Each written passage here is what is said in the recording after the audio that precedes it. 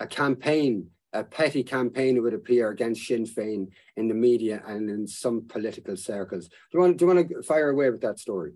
Yeah, so Sinn Féin appear to be they're coming online as a formidable opponent to the establishment, really, to take power in the country, because the hegemony really that Fianna Fáil and Fine Gael have. So it's not unusual in my eyes to see the attacks that's actually happening on them now. I'm in no way promoting or defending them, but to me it's quite obvious that it's an attack to try and bring them down. So just looking at the Irish Independent, they wrote, there's questions for the party over claims made about Mary Lou McDonald's house in a new book by former Cabinet Minister Shane Ross, and the conviction of former councillor Jonathan Dowdall in relation to the Regency murder.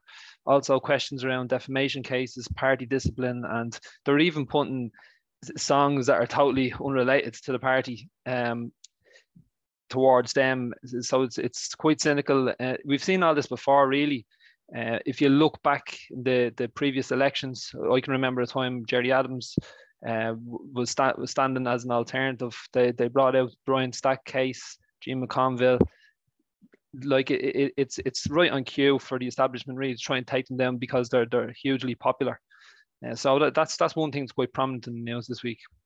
And there's local elections coming, and I suppose that's their aim. And who knows what other kind of elections if an economic crisis worsens the way it is worsening so far. It is really juvenile and petty that we're looking at the fact that the leader of Sinn Fein, which is the main opposition party in Ireland at the moment, a party considered to be left-wing by some, that Sinn Féin's leader, Mary Lou McDonald, she had an extension built on her house.